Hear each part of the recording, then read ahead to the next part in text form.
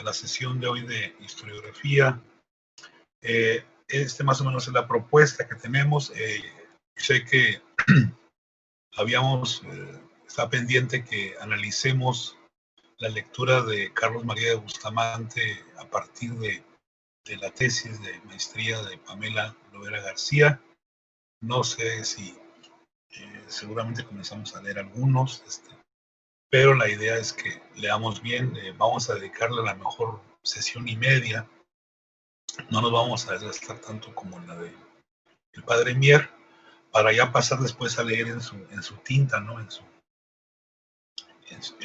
obra original, al otro gran figurón para muchos el historiador más importante del 19, que es Lucas Alamán. Entonces, vamos bien en tiempos.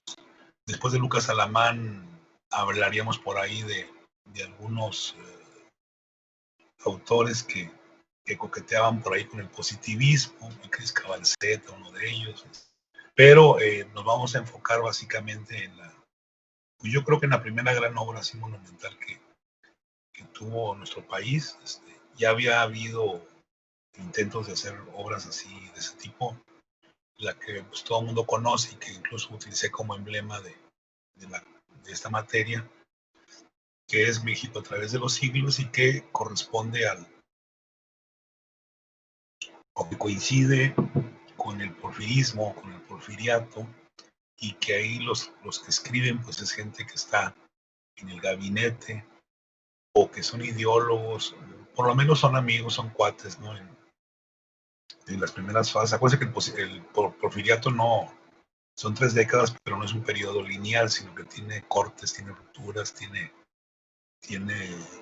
evoluciones y retrocesos, obviamente, ¿no? Entonces, estos personajes de México a través de los siglos, pues por ahí van a andar merodeando, y luego ya tenemos la revolución, y después de la revolución viene ya lo que ustedes ahí creo que no les agrada mucho, ¿eh? Y que todos hemos estado por ahí criticando, pues las primeras historias oficiales, que también recogen, como lo hizo el padre Mier, su nacionalismo, nada más que acá no es el padre Mier, sino es José Vasconcelos, ¿no? Un personaje que también ha sido vilipendiado académicamente a partir de elementos políticos. O sea, yo creo que ahí sí, como historiadores, no nos vamos a ver muy bien. Lo que nos interesa aquí es el discurso histórico, es la investigación, la contribución a la divulgación. Ya si el tipo era fascista, era nazi o era guadalupano, pues eso ya es otra cosa, ¿no? Que sí influye, que sí cuenta, eso es innegable, pero como historiadores no vamos a condenar a alguien. Para empezar, acuérdense que los historiadores no somos jueces. Eso alguien puede decir que sí es cierto. Entonces, vamos a ver así varios autores, y ojalá lleguemos hasta los años 50 del siglo XX, que ya es, como dice por ahí la autora Pamela, la época de profesionalización del historiador. Y pues desde 1950 aprox hasta nuestros días se han creado innumerables fábricas de historiadores en todas partes. En Monterrey estamos hablando que del 76, más o menos, y hasta nuestros días, ¿no? Entonces, casi en cada estado, en cada entidad, hay una escuela de historia. En el centro del país, Guadalajara, y sobre todo, bueno, Guadalajara no es el centro, ¿verdad? Es el occidente. En la Ciudad de México o el Valle de México hay infinidad de escuelas, a los 3 niveles, no solamente a nivel licenciatura. Entonces, ojalá lleguemos hasta ahí y ya vamos a estar del otro lado. Bueno, entonces, no sé, quisiera nada más, dicen que el orden de los factores no altera el producto. De la lectura de Pamela, no sé si ya leyeron las primeras 50, 60 páginas. Ahí habla mucho pues, de los autores clásicos, ¿no? Que corresponden a lo que en mis tiempos eran los historiadores de la modernidad, más o menos. Estamos hablando de 1990, más o menos, cuando siempre a México nos llegan tarde, un poquito tarde las novedades culturales, historiográficas. Y bueno, acuérdense que el suceso más dramático que se vive en ese ínter es la caída del muro de Berlín, ya el descongelamiento de la famosa Guerra Fría, el triunfo del neoliberalismo por encima del socialismo, ¿verdad? Y bueno, eso creó, no sé si lo vieron ya en su materia de historiografía, creó cierta, si no traumas, sí preocupación, desdén, hasta amargura, ¿no? Decepción. Y la pregunta de los historiadores de izquierda o que habían abrazado el materialismo histórico, el marxismo, el materialismo histórico, como se le decía también, pues todos ellos van a buscar nuevas causas, van a hacer una nueva reinterpretación de una escuela muy, muy famosa por ahí, del periodo de guerras y posguerra, la escuela de los anales. La mayoría eran franceses, pero no todos, había de otras nacionalidades, italianos, alemanes. Y se van a retomar algunos elementos mezclados con otras modas que comenzaban también a imperar en la filosofía, sobre todo. No sé, se me ocurre el nuevo estructuralismo, en la psicología también hay nuevas propuestas, pero bueno, uno de los que más socorridos en varios ámbitos pues era la cuestión de la semiótica, ¿no? Y así entonces se van conjuntando una serie de tendencias para crear entonces a ver si no los hago bolas, no lo revuelvo, nuevas formas de apreciar no solamente la historia, o sea, la historia como conocimiento, como datos, como referencias, sino también a nosotros, al historiador. O sea, se decía en su tiempo, vamos a observar al observador, ¿verdad? Y además, mucho énfasis en la cuestión textual, por no decir en el discurso. Entonces, se van sumando varios elementos ahí y bueno, creo que ustedes están mejor informados o más introducidos en esos aspectos. Uno ya traía cierta formación y está difícil que uno cambie de la noche a la mañana, ¿verdad? Pero uno puede cambiar. Entonces, a lo que voy es, todo lo que les dije es para medio concluir que pues, la historiografía se ha venido modificando, podría decir hasta modernizando, ¿no? En sus formas de apreciar no el pasado, sino la forma como se escribe el pasado, ¿no? Y ahí entonces tenemos que entender, por un lado, los textos, por otro lado, y aquí sí, no sé si más o menos, si hay algún comentario, una duda, con toda confianza, más que nombres y escuelas, el proceso. Bueno, repito, ya en la actualidad no solamente interesa saber lo que dijo tal autor y cuál era su tendencia, su ubicación, su academia, sino que ahora es importante también analizar el contexto del historiador, no tanto de su contenido, para de ahí, fíjense bien, evaluar la forma, subrayo la forma, cómo construyó su discurso o su contenido que él va a llamar historia o contenido histórico. No sé si me dicen que no me expliqué bien, no me enojo. Y todo eso es esa forma como lo construye.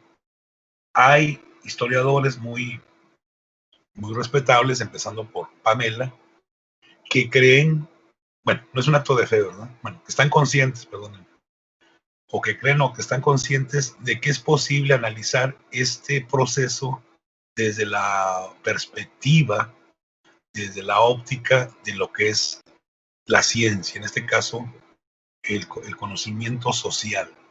Por eso, las tres primeras palabras, bueno, la tercera palabra es epistémicas, que viene de epistemología. La epistemología no es otra cosa que el estudio del conocimiento científico, cómo se genera, cómo se establece, y que ha sido también analizado desde la Segunda Guerra Mundial, creo, con ahí varias obras. Ahorita se me vino a la cabeza Tomás S. Kuhn, Las Revoluciones Científicas, un librito que está creo que en Fondo de Cultura Económica, leanlo, es muy interesante, donde nos habla él por ahí de los paradigmas, ¿no? Entonces la historiografía actual, no sé si por ahí alguien luego nos comente también, tendría que ver con esa necesidad. ¿Cómo construye el historiador su aparato, su cuerpo de trabajo?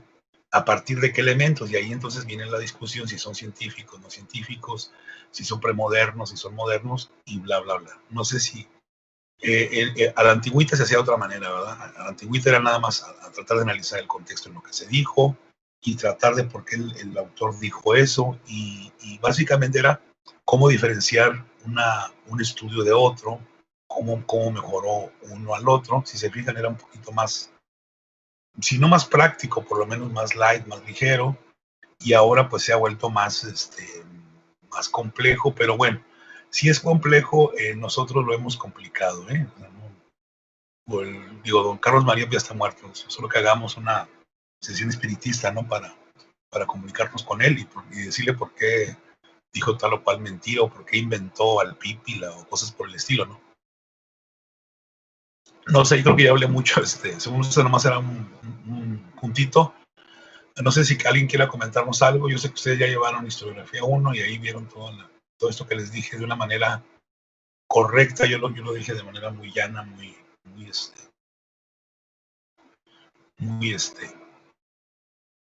muy rápida, ¿no? Muy apretada. Gracias, Ruth, por el comentario. Elías, pues qué bueno que ya concluyó. No sé si hay algún comentario sobre esto, si ya estuvieron leyendo la... Adelante, Ricardo. Sí, de hecho, respecto a lo que usted dice, maestro, sobre el Biblia, pues recuerda mucho, lo he mencionado en casos anteriores, pero también sigue aplicando. Recuerda mucho bueno, el semestre pasado, a la construcción de una nación, de cómo los propios escritores y los propios, es que, bueno, sí, propios escritores, no cooperaban mucho a las mujeres en ese tiempo. Creaban aspectos o creaban hechos o creaban hazañas con el fin de que el grupo representado sintiese o conociese una misma historia. Bueno, también va con la historia de bronce, que representaban héroes o representaban a grandes hombres que sean los padres de la patria, precisamente, para que todo se unificara y pues lo mismo, sentir un mismo grado de nación, o sea, todos identificados bajo un mismo grupo. Y ahí hay una variable, Elías, muy, muy interesante, perdón, y esa variable es política, ¿no? Es una conciencia política que luego la autora por ahí, no me queda claro a mí si es muy bueno o es muy malo, pero sí justifica o legitima a veces por qué un historiador escribió publicó lo que aparece por ahí, ¿no? Su ejemplo está muy bien, excelente, muy bien. Sería eso más o menos, ¿no? La variable política, porque lo que la autora quiere es la cuestión epistemológica, ¿no? Lo epistémico. Y ahí entonces no hay muchas respuestas de este tipo. Sin embargo, los que defienden a Carlos María de Bustamante coinciden con lo que usted dice, ¿no? De que realmente pues es que lo que él escribió era con el fin de provocar una nueva concepción del nacionalismo, sobre todo más que nacionalismo, un concepto de nación, y que pues eso de alguna otra manera pues se legitimaba, ¿no? O se justificaba, ¿no? No sé, ¿algo más? Pues respecto a lo que mencionaba usted Sí. de las, ¿cómo se llama? Las condiciones políticas, pues sí y no, porque también la construcción del proceso de nación se hace con los con los instrumentos que ellos consideran indicados. Pues Exactamente. los héroes mexicanos, nosotros los recordamos como mexicanos, pero no se habla o se oculta el hecho de que, por ejemplo, Iturbide fue un soldado, bueno, un oficial español, Aldama, Allende, y se me olvida el otro, siempre se me olvida el que no es Miguel Hidalgo, Ujú. también fueron oficiales españoles. Sí, sí, sí. Y se debe de tomar, bueno, y si ahí nos vamos también, Benito Juárez es una construcción, entre comillas, Ujú. de un indígena mexicano que se esforzó y logró el progreso. Pero siempre se le van a ocultar cosas, Ujú. entre comillas, o no se mencionan, porque no es conveniente para la política. Pero sin embargo se incluye, ¿no? Se inscribe un texto, en este caso llaman los modernistas ahí, un discurso, ¿no? Donde se da esto por válido, ¿no? O sea, no se dice, yo quiero creer que en el pasado estaban construyendo un modelo de nación, no, no. Yo digo que en 1821, 1850, el país estaba luchando por crear un modelo de nación. Entonces, esto se convierte en un dato, se convierte vamos a llamarlo así, en un aspecto histórico. Y eso es lo que luego no pasa la prueba, fíjense bien, así como si fuera un comercial, ¿no? No pasa la prueba de el análisis historiográfico actual. Análisis historiográfico actual, que es lo que les estuve diciendo por ahí los primeros 15 minutos, ¿no? O sea, no pasa la prueba, o sea, y ahí entonces, como usted dice, con mucha sapiencia, pues se descubre que eran trabajos muy frágiles, inventados, realmente influidos por el clamor de la época, pero que no contribuyen al conocimiento histórico. Muy bien, o sea, esto que comentó el compañero es lo que podría plantearse como un análisis historiográfico del 2021, más o menos. Así lo pensaban los historiadores de hace 30, 40 años, eran más, menos interesados en este tipo de cosas, ¿no? La historiografía no es una disciplina o una especialidad que tenga ya siglos, ¿no? Sino que tiene poco tiempo de existir, incluso como asignatura, no creo que tenga más de 50 años, no me hagan caso, pero creo que por ahí, ¿no? Antes se le llamaba historia de la historia, cosas por el estilo. ¿Algún otro comentario muy interesante? Eh, lo que han estado, lo que comentó el compañero. ¿Algo más por ahí?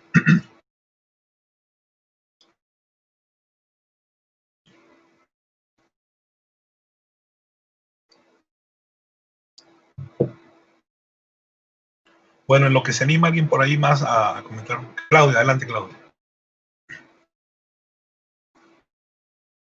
Sí, bueno, continuando con los comentarios que hizo mi compañero y usted también Sí. acerca del nacionalismo, creo que, como también se menciona aquí, pues fue quizás uno de los, podríamos decirle, errores en los que cayó Bustamante y Claro. que le generó pues muchas críticas a la forma en la que él contaba la historia, críticas bueno, creo que yo que son historiadores para poder, los que lo criticaron, Sí.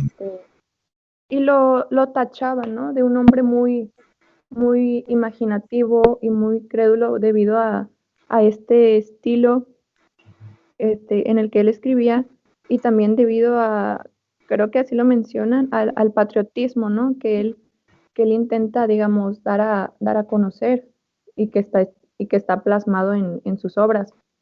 Pero también se le reconoce este, eh, el trabajo que hizo respecto a la recolección de documentos y noticias aplicadas, bueno, que aplicó para su trabajo, pero también sí lo criticaron mucho por todo esto que escribió. Excelente, ¿no? Eso es, Claudia, entonces ya más o menos un análisis historiográfico de su tiempo, ¿no? O sea, ya la historiografía no existía como una disciplina consciente, pero lo que están haciendo estos tipos, estos historiadores, es justamente poner el filtro de la historiografía y decir, pues este señor no pasa estas pruebas, ¿no? Incluso por ahí, no tengo ahorita el dato de quién dijo, palabras más, palabras menos, pues el trabajo está muy bueno, nomás quítenle todo lo que él dice de chismes y de comentarios y quedémonos con los documentos, ¿no? No sé si por ahí alcanzó a leer esa propuesta, dentro de los, porque al final cuando se muere todo el mundo le da pleitesía, ¿verdad? Pero mientras está vivo y luego ya después pasan los años, todo el mundo se sube al carro de tirarle, ¿no? Es como Don Carlos es como un alfiletero, ¿no? O ese disco donde lanzan dardos, ¿no? Está en los bares por ahí alemanes, ¿no? Ese es más o menos el esquema de Don Carlos María de Bustamante, pero muy buen, Claudio, muy buen comentario, excelente. Quiere esto decir que ya de manera, yo digo que inconsciente, no sé, igual, aunque ya la modernidad científica comienza a asomarse en estos años, sobre todo recuerden que la historiografía en buena parte se nutre de la historia francesa o de los historiadores alemanes, porque pues Alemania ya sabemos el lugar que ocupa dentro de la filosofía. Tienen infinidad de pensadores, psicoanalistas, artistas, alguien diría también futbolistas, ¿verdad? Pero nada más pensemos en 3 personajes. Se me ocurre, pensemos en Kant, en Hegel y en Marx, y vemos a los demás países a ver con qué matan ese lío de haces, ¿no? Eso influye también entonces en los historiadores, por eso luego son tan picudos, ¿sabes? tan adelantados. Para dar ahorita entonces en el punto, yo creo que ya con lo que dice Claudia vamos a ir dando en el punto crucial, ya para dejarle ahí como introducción. Y ¿qué sería entonces desde el punto de vista epistemológico, científico, voy a usar frases mías, lo más sagrado para los textos históricos? Entonces ahí ya con esa pregunta le podemos ir dejando como introducción. Ya Claudia adelantó algo sobre esto. ¿Qué sería entonces lo importante del discurso histórico? Si lo importante es cómo se dice, cuándo se dice, o cuáles son las bases de lo que se está diciendo, ¿no? Por ahí podríamos comentar algo, no sé, o sea, ¿cuál sería lo más crítico de un documento histórico por parte de esta corriente o de esta, que insisto, ya Claudia por ahí comentó algo, básicamente dio la respuesta, pero pudiéramos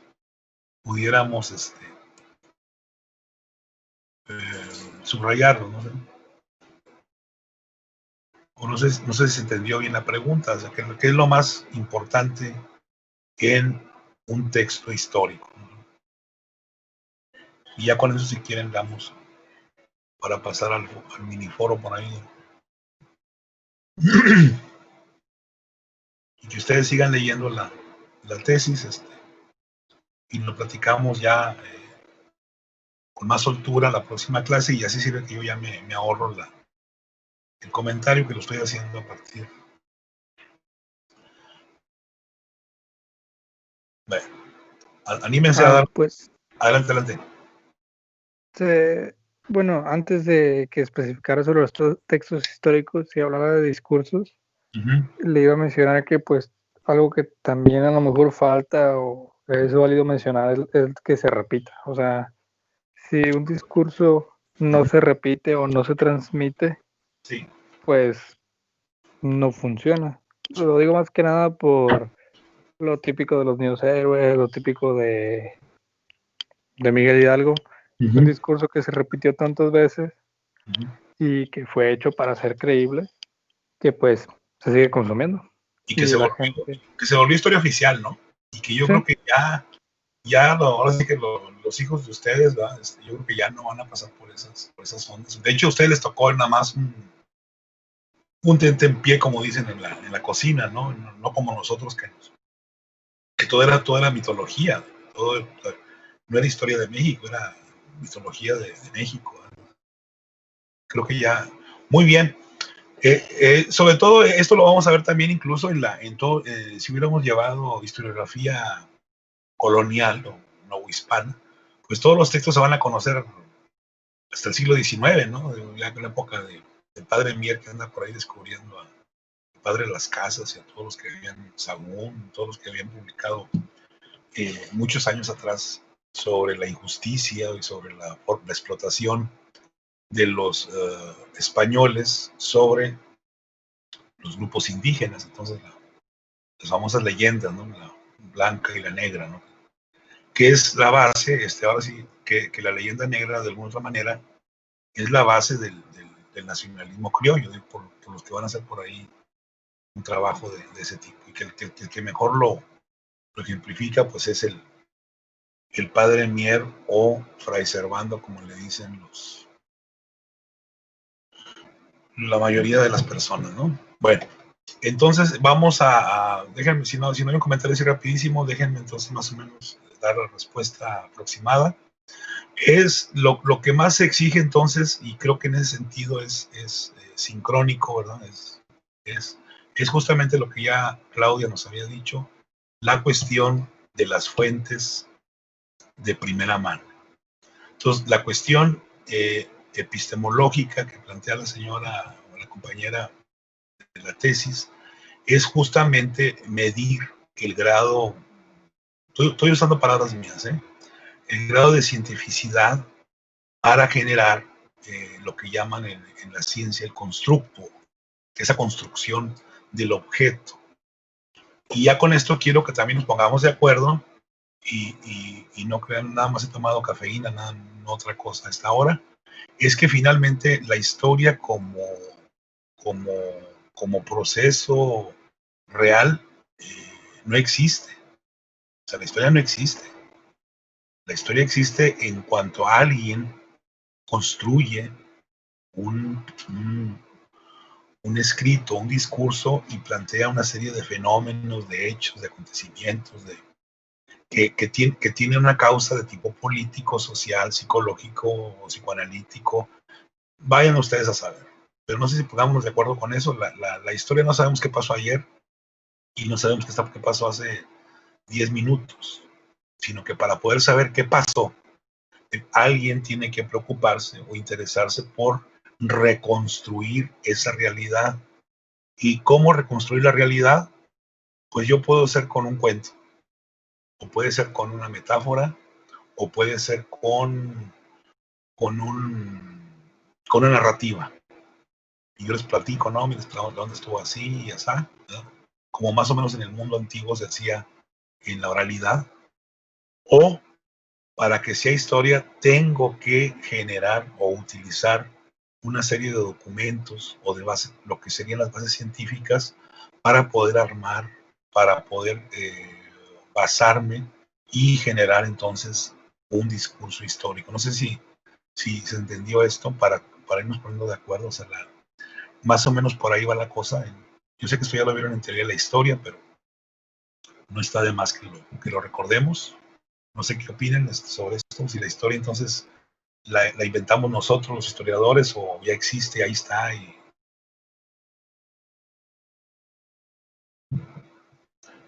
Adelante, Emerson. Gracias. Sí, pues yo la verdad estoy de acuerdo con usted porque, bueno, si tomamos en cuenta esto de la importancia de las fuentes, ¿no? Algo pues muy pues, positivista, ¿no? Que claro, eso definitivamente pues es verdad, ¿no? Se necesita información, no se puede hacer historia de la nada. Pero yo creo que la distinción es que esas fuentes por sí solas, pues simplemente son información, ¿no? Son Claro. información que está ahí y eso pues no creo que lo podamos considerar como historia, ¿no? ¿Fue una fuente histórica? Pues por supuesto que sí, pero historia por sí sola pues no consiste únicamente en datos, ¿no? Que es yo creo que una de las, uno de los estereotipos más clásicos pues, que se tiene sobre los historiadores, ¿no? Que el trabajo o en lo que consiste es únicamente pues aprender esa información y ya, ¿no? Entonces, yo creo que si tomamos eso en cuenta, aplicado a las fuentes, pues es lo mismo, las fuentes por sí solas, con información, pues no son historias, son solo herramientas que se utilizan para construir la historia, que obviamente pues la crean los historiadores, porque si nadie se dedicara a realizar historia o investigaciones históricas con esta información, pues no tendríamos una historia. Entonces, yo pues sí, o sea, yo creo que estoy de acuerdo, ¿no? En que la historia la hacen los historiadores, aunque bueno, creo que muchas personas no les queda como muy claro, ¿no? Porque, bueno, yo creo que igual la distinción es, y esto tal vez ya me estoy saliendo un poco por la tangente, pero bueno, es, no, comento por lo que voy a decir de que se tiene la idea de que cuando alguien realiza algún hecho de suma relevancia, ya se puede decir, ah, esa persona hizo historia, ¿no? Entonces, yo creo que ahí la cuestión es que, bueno, o sea, la persona simplemente presentó un acontecimiento, un suceso, una acción, un logro, lo que sea, que se presta a fungir como eso, como una fuente de información o un evento a estudiar para que los historiadores ya fabriquen la historia, ¿no? Obviamente fabricar con materiales primos, ¿no? Entonces, por ejemplo, no sé, lo que se me ocurre acá de ejemplo de esto es la campaña de AMLO en las elecciones, que era Juntos Haremos Historia. No sé, a mí me causaba conflicto porque era como que, a ver, no hay ningún historiador en ese gabinete, ¿no? No pueden decir eso. Pero sí, yo creo que es un ejemplo ahí como tal vez un poco claro sobre la medio escondidos, incertidumbre que hay en ese sentido. Mande más. Están medio escondidos ahí, pero en la lista de, ¿cómo diríamos? Ya en el fusilamiento tenemos 3 historiadores. Yo nunca, fíjense, yo desde bueno, yo me egresé a mediados de los 80s, desde entonces no recuerdo que algún presidente hubiera puesto en la tela de juicio a historiadores profesionales. Aquí ahorita hay tres, ¿no? Claro, el tercero creo que sí medio se lo merece, ¿no? El asesor de Rosario Robles, que es un egresado del Colegio de México y trabajo muy padre sobre la revolución. Igual a lo mejor por ahí lo alcanzamos a referenciar. Y los otros 2, ¿no? Krause y Aguilar Camín, que también son del Colmen, historiadores profesionales y que están en la, ¿cómo le podríamos llamar? En la cuerda ahí, ¿no? De la discusión. Sí, muy cierto. Entonces, el que construye muy bien, estoy totalmente de acuerdo con usted, el que construye el contenido de lo que se cree que es historia, pues es el historiador, a partir de sus posibilidades.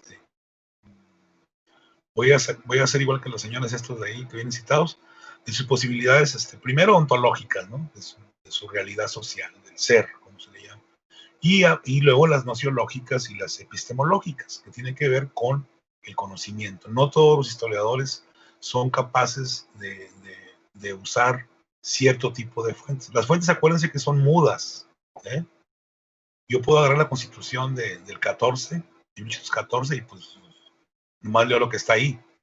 Aquí lo que tenemos que hacer es como los textos medievales, rascarle y a ver qué está detrás de ese texto. Entonces ahí es la capacidad, la nociología o la epistemología la que me va a determinar qué tan capaz soy de sacarle más información a ese documento. Quisiera nada más así, no sé, comentarle por ahí, Emerson, ¿usted qué opina? De que los historiadores por allá de 1860 se la pasaban pues publicando puros documentos, no sé eso cómo lo valore, cómo lo podrían hacer más cosas o nada más pueden llegar hasta ahí, no sé. Yo creo que eso tiene que ver con el paradigma que había en aquel entonces, ¿no? Digo, ya al utilizar yo el término paradigma, pues ya estoy aplicando algo del siglo XX, ¿no? Pero bueno, sí, o sea, digo, en ese sentido yo creo que ya quedó claro que yo estoy de acuerdo con Kuhn en su propuesta de paradigma, pero yo creo que nos sirve, al menos estemos de acuerdo o no con él, para como poder visualizar esto, ¿no? Que la historia o la manera en la que se ha hecho la historia, la historiografía, pues ha cambiado con el paso del tiempo, ¿no? Y eso depende de muchas circunstancias, pero para este siglo, ¿no? Para la etapa que estamos viendo, pues yo creo que sí era apreciada principalmente por eso, el contenido, mejor dicho, de información obviamente obtenida de fuentes fiables, ¿no? Y hasta ahí, ¿no? Y es Simplemente que, presentar la información sí, y ya. Entonces yo creo que ahí era como muy, pues no voy a decir fácil el trabajo del historiador, pero muy limitado, ¿no? Para que se claro. considerase como un trabajo aceptable y profesional. Entonces, pero como comento, eso ya lo hemos visto cambiar bastante al paso del tiempo, hasta el punto que el historiador que se limite únicamente a hacer esto de presentar la información y ya, pues no es considerado como un historiador muy, pues, muy serio, ¿no? Sí, eso le ha hecho mucho daño, ¿no? Sobre todo, no sé, en el caso de Estados Unidos, caso de Guatemala, caso de Belice, el caso de México creo que es justamente lo que va a pasar en las ciencias sociales y sobre todo en la historia a partir de los años finales de los 60, los 70, cuando llega toda esta historia invadida por el, voy a decir por el materialismo histórico, ¿no? Que muy pasadito por la Unión Soviética, ¿no? Y la historia se convierte entonces en una arma política, ¿verdad? Se convierte, de hecho, mis generaciones de historia no decían que la historia no era para entender la realidad, sino para transformar la realidad. Vea qué modestia de gente, ¿no? Y eso ya quedó en el olvido, digo, eso ya en los congresos número 8, 9 ya era prehistoria, ya era pintura rupestre. Pero acá en lo que estamos nosotros platicando es que en su momento, digo, pensemos, por ejemplo, vamos a ver al doctor José Eleuterio González, que los historiadores así, historiólogos de primeras, lo etiquetan como positivista, lo cual no está mal, ¿verdad? Y el positivismo se nos ha dicho no es muy recomendable, se le ve así como el enemigo de la humanidad, ¿no? Porque exige que el historiador, más que valorar, más que echarse un rollito, ¿no? Sobre todo utilice documentos. Pues bueno, usted lo dijo con mucha sobriedad, ese es uno de los paradigmas, incluso, ojo, es un paradigma no precientífico, ni es un paradigma este, atrasado, sino es un, parte de una propuesta, eh, vamos a llamarlo científica o paradigmática de un grupo que proviene, no que pertenece a lo que Charles Darwin hizo en el ámbito de las ciencias biológicas, las ciencias naturales, ¿no? La pregunta era cómo hacerle en las ciencias sociales, para empezar que ni eran ciencias, ¿no? Entonces, el positivismo, acuérdense que es todo un concepto de la realidad humana y toda una propuesta incluso de evolución. Y acuérdense la famosa ley de los 3 estadios, o de los 3 estados, como quieran llamar. Entonces yo creo que aguas, entonces seamos cautos, seamos prudentes a la hora de evaluar el trabajo del historiador como reconstructor de un elemento. Si uno ve la forma como se construía el objeto Emerson y compañeros, pues veremos que realmente el hecho de juntar documentos, organizarlos, darles una presentación, era ya una labor titánica, ¿eh? No era como ahorita que abro el Facebook o una plataforma y me pongo a ver todos los documentos. No es así. Entonces, por eso más o menos esa era la tónica. No lo vamos a ver, pero les platico rápido. El doctor González, acuérdense que fue 3 veces gobernador. La primera y la tercera fue sustituto. La segunda ya fue constitucional, estuvo más de 2 años.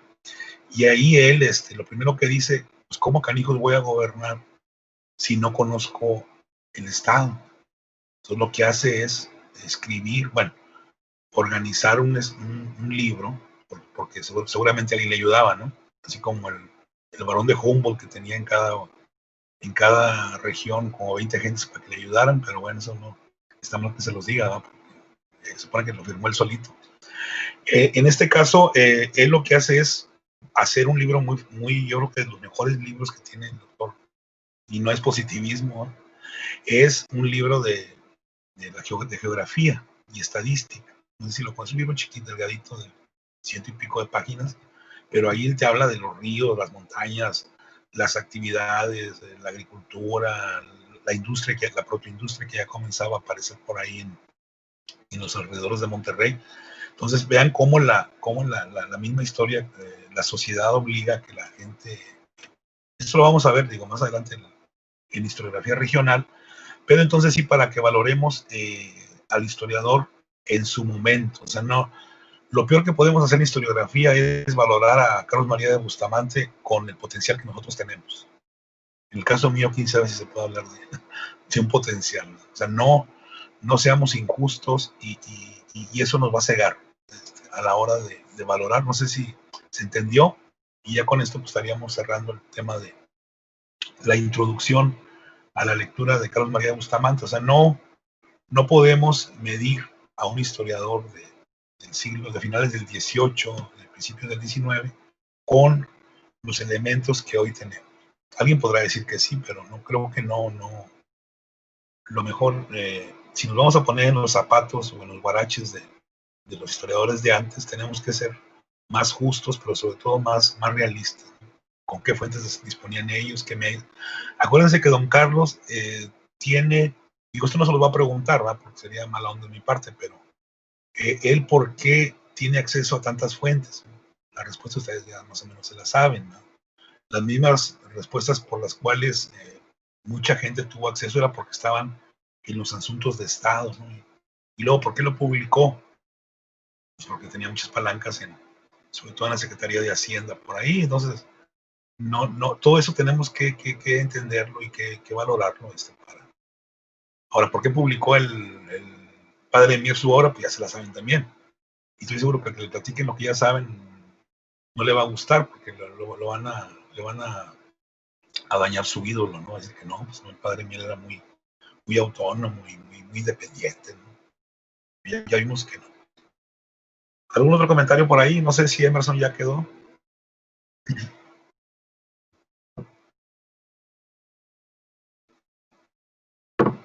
Bueno, como verán, pues se nos fue rápido Vamos ahora, en el tiempo que nos queda, que es más o menos algunos minutos, ya vamos entonces, la próxima clase vamos a reasignar por ahí las páginas que vamos a ver. Básicamente son 2 capítulos, lo vamos a repasar, y yo creo que con una clase tenemos para terminar ya, no solamente a Pamela Loera, sino también hablar ya sobre Carlos María de Bustamante y su no siempre muy valorado, yo así diríamos, vilipendiado, ¿no? Cuadro histórico. Bueno, punto y aparte, vamos ya a tranquilizarnos ya de historiografía decimonónica, y vamos entonces a platicar un poco del pie. Yo sé que hablamos muy rápido, no sé si alguien quiera, ahorita que tenemos tiempo, de preguntas, dudas. Acuérdense que hay varias plataformas. Hay una plataforma que se llama Historiografía, así se llama, que la pueden ir consultando para ver si tiene temas que creo que todo el mundo tendría que usarla. Está lo que les comentaba en la clase pasada, en historia, la UNAM tiene sitios muy interesantes. La UNAM, acuérdense que por ahí lo subí en el efeméride, creo, en algún momento, digitalizó con tipografía nueva la obra de este señor de Fernández y Dávalos, ¿sí? Y ahí está por cachitos lo de Dávalos, ¿no? Pero ahí vienen a propósito de lo que comentaba Emerson ahorita, una conjunción de un chorro de documentos, ¿no? Desde la colonia hasta el 19. Fernández y Dávalos, acuérdense que ahí está el juicio al padre Mier, por ejemplo, lo comenta Christopher Domínguez en la entrevista que ya vimos hace algunas semanas. Entonces hay mucho material. Acuérdense, el INERM, Instituto Nacional de Estudios de las Revoluciones Mexicanas, también tiene mucha información. En fin, no hago bien, no es sano ni es bueno que les esté diciendo que chequen, porque les estaría cortando la principal virtud que tenemos como historiadores, que es la de buscar información. Pero bueno, Estamos entre colegas, tenemos que ayudarnos y concluir entonces que en el medio cibernético, en el medio electrónico, vamos a encontrar prácticamente la mayoría de las fuentes que necesitamos, ¿no? Punto y aparte, en historiografía, acuérdense, igual en el PIA, nos interesan dos tipos de informaciones. La información que generan los actores, en este caso los historiadores de la época, y el otro es lo que se comenta sobre ellos. Ustedes van a trabajar más en el nivel 2. Ustedes van a trabajar qué se dice, qué se dijo, qué se piensa sobre cierto tipo de historiadores o sobre cierta generación de historiadores que abordaron determinado tema. En este caso el nacionalismo, el indigenismo, la revolución, igual el factor geográfico, cómo se ve la revolución desde la Unión Soviética, ex Unión Soviética, cómo se ve la revolución desde la República Popular China, que acuérdense, yo sé que a lo mejor no me creen, pero tanto chinos como rusos mandaron gente para que investigaran cómo le hacía el PRI para tener tanto control, tanto dominio, que ni ellos, que eran un régimen militar, podían lograrlo. Los rusos por ahí dejaron un par de textos por ahí que su interpretación de la historia de México, pues ahí ellos hablan de un imperio azteca, ¿no? Que creo que había desarrollado el modo de producción asiático y la lucha de clases, y había emergido la burguesía ahí con los comerciantes de los tianguis, ¿no? Pero bueno, ahora sí, como diría mi abuelita, que Diosito los perdona, pero hay ahí toda una serie de ejemplos, ¿no? De cómo la historia de México le interesa a muchos. Estados Unidos, pues ahora sí que ni caso tiene que lo comentemos, ¿no? Estados Unidos no solamente le interesa mucho nuestra historia, sino a propósito de lo que comentaba Emerson, las fuentes más importantes de la historia de México pues están no solamente en Washington, pero principalmente en Austin o en Austin, Texas. Ahí, y ahora en Chicago, en Houston han abierto también por ahí centros de información. Y ahí estamos todos, digo, ahí yo a lo mejor pierdo todo lo poquito que he publicado, pero ahí sí me tienen todo bien registrado, ¿no? Para la egoteca mía y para de los que hemos por ahí publicado, ahí nos tienen bien guardaditos. No sé, entonces, que ahora sí a un comentario por ahí. A propósito de cómo se ve la historia de Norteamérica, ¿sí? Cómo la ven los historiadores norteamericanos, que tuvieron una época de mucho auge, ¿no? Más que americanos, la historia hecha en universidades norteamericanas, ¿no? Se estudiaron los dos grandes personajes, Zapata con la obra de John Womack Jr. y el reciente fallecido Friedrich Ketz, que de hecho él estudió en México, fíjense, de aquí se va para allá, es de los migrantes alemanes, y el trabajo sobre la servidumbre agraria en el porfiriato, pero sobre todo es reconocido por el tema de Villa, ¿no? Y así hay varios historiadores que desde las universidades norteamericanas hicieron época. Sobre todo cuando yo estudiaba eran los trabajos más recalcitrantes, más aceptados, ¿no? Ya después hubo críticas a Fondo de Cultura Económica de por qué nada más publicaba tesis doctorales de Norteamérica, por qué no publicaban las de la UNAM, la Ibero, y ahí comenzaron entonces a publicarse ya más trabajos, ¿no? Muy bien, no les quiero quitar ya más espacio por ahí. ¿Dudas, compañeros, compañeras? Ya tienen bien definidos sus temas por ahí, las fuentes.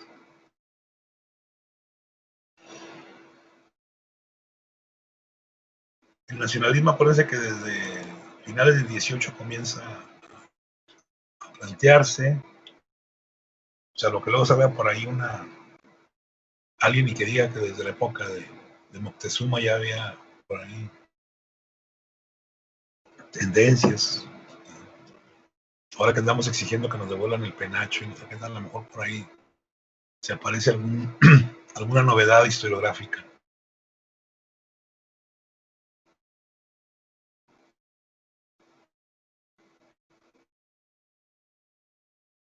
¿Algún comentario?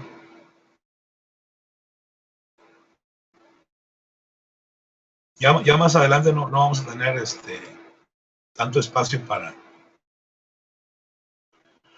Muy bien, Ricardo. Pues eso ya... Así lo dice mucha gente, ¿no? El primero que lo dijo públicamente fue el nunca bien valorado Vargas Llosa, que fue un escritor es un escritor, pero sobre todo el boom allá de los 70 tuvo mucho auge, mucho pegue, ¿no? Y él lo dijo y eso le valió que lo expulsaran del país por un rato. Y luego de ahí surgen algunas películas, ¿no? Mira, del nuevo, no es trabalenguas, pero siempre dicen que el nuevo cine mexicano, así que el nuevo cine mexicano que sacó por ahí una buena, a mí sí me gustó la película, para que les digo que no, de la dictadura perfecta, ¿no? Muy bien. Alguien piensa que eso ya pasó, otros piensan que se metamorfoseó, ¿verdad? Acuérdense que estamos en la época de los clones, ¿verdad? Entonces ahí les digo rápido en lo que se animan, el papá del actual encargado del INE, antes IFE, creo que todavía vive, un politólogo, historiador muy fregón, tiene un librito por ahí, El poder político en México, Arnoldo Córdoba, si ya lo han referido, y Arnoldo Córdoba vino a filosofía ya por el 81, 82, cuando apenas se cocinaba eso del poder tanto poder que tenía el PRI, y él dijo, a él le preguntaron, me acuerdo, no sé quién le preguntaría, pero una pregunta muy sabia, le pregunta a un público, a Arnoldo Córdoba, que si él cree que algún día el PRI va a dejar el poder, y él dice que sí, pero va a ser un PRI clon, el PRI clon. Entonces, José Ricardo Galván, no sé, y que le agrego ahí más cosecha a su parcela, para ver qué podemos entender. Digo, ahí analicen Morena y analicen, sobre todo cuando uno ve sus integrantes, pues ahí a lo mejor podría pensar que don Arnoldo no andaba tan salido como su hijo, ¿no? No siempre los hijos salen como los padres, ¿no? Y a ver cómo le va con los comicios del otro año a Córdoba Junior. Bien, nos quedan por ahí minutitos todavía.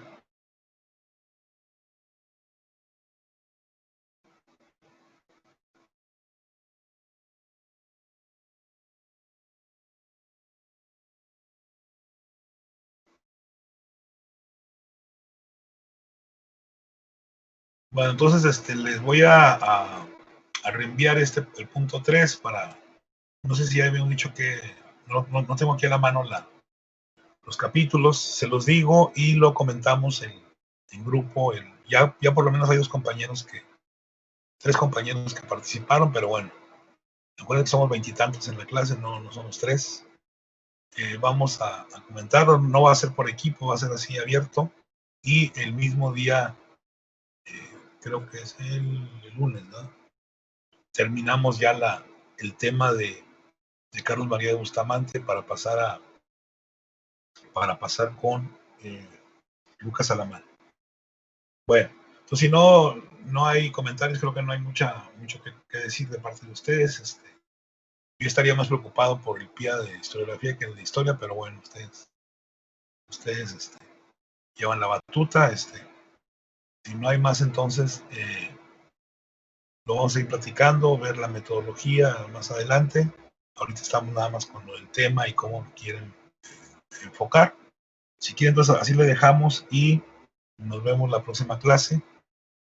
Si no hay otro comentario más, cuídense y ahora sí nos vemos hasta la próxima semana. Gracias, profesor. Buen día. Hasta luego. Gracias, hasta luego, maestro.